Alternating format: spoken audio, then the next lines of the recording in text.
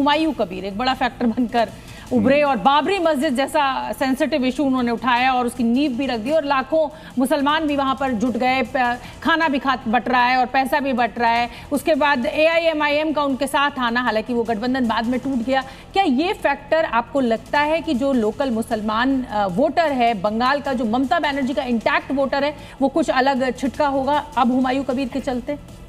मुझे नहीं लगता, क्योंकि देखिए जो लोग इस तरह की राजनीति करने पर यकीन रखते हैं वो हर जगह हर चुनाव में इस तरह के प्रयास करते हैं।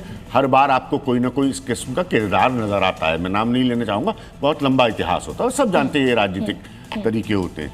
लेकिन जहाँ पर वो वोटर इंटैक्ट होता है तो पैटर्न ये बताता है कि उसका छिटकना, अगर कोई बहुत बड़ी वजह नहीं है, कोई विकल्प उसके सामने नहीं है, तो मुश्किल होता है। तो इसलिए मुझे नहीं लगता कि वहां पर ममता बनर्जी को कोई बड़ी चोट। राजेश जी, देखिए अब उसकी बैकग्राउंड में जाइए ना, उसका बाबरी मस्जिद दोबारा से निर्माण करने की घोषणा का फायदा किसे होने वाला है? राजनीति में इसी तरह से कैलकुलेशन किया जाता है।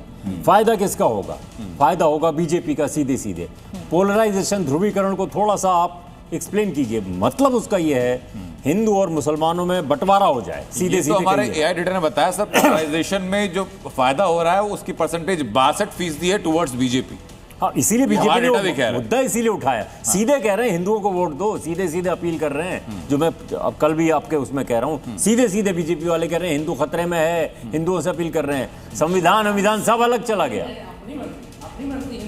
नहीं, मेरे मत मानिए, मेरा मत मानिए। मैं पत्रकार हूँ, मैं पत्रकार हूँ।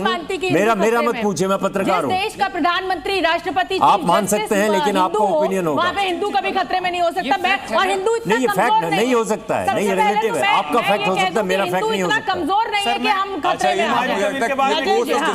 दत्ता जी, हाँ दत्ता जी, बिल्कुल हम इतने कमजोर नहीं है कि हम खतरे में आ जाए। कौन खतरे पे? हिंदू खतरे में। हम 80 के दशक में होता था इस्लाम खतरे में, अभी हिंदू खतरे में गया, इस्लाम मौलाना कहेंगे इस्लाम खतरे में था, हिंदू कट्टरवादी कहेंगे हिंदू खतरे में। इलाके में कवरेज करके आप कुछ कहना चाह रहे हैं? उसके डॉक्टर दत्ता, मैं इनके बाद में आपकी बात मैं भी गया था वहाँ पे, अच्छे से गया। वहाँ पे एक हिंदू परिवार का एक लड़का मिला था। ऐसे में आपको हजार उदाहरण मुसलमानों की लिंचिंग हुई है भाई साहब इस मुल्क में। मुसलमानों की लिंचिंग हुई है इसी दादरी में, इसी दादरी में मुसलमान की लिंचिंग हुई है। अखलाक को लिंचिंग हुई है। सोशल मीडिया पे आपको मुसलमानों की लिंचिंग नहीं दिखती, सिर्फ हिंदू खतरे में आ गया। मैं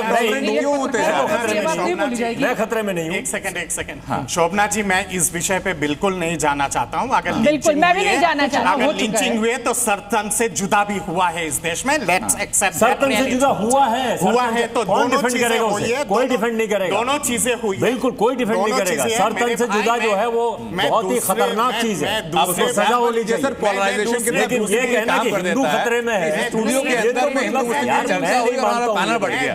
एज ए जर्नलिस्ट मुझे बिल्कुल खारिज करता हूं मैं। ठीक है सर, हम इस टॉपिक को छोड़ते हैं। नहीं, मैं इस टॉपिक के नॉट पार्ट ऑफ आवर। मुझसे डायरेक्टली पूछा नहीं कि आप मानते ही नहीं मानते। मैंने कहा भैया मैं पत्रकार हूं, मैं कैसे समय खत्म हो जाएगा तब भी बात नहीं पूरी कर पाएंगे। दूसरे विषय पे आ रहा हूं।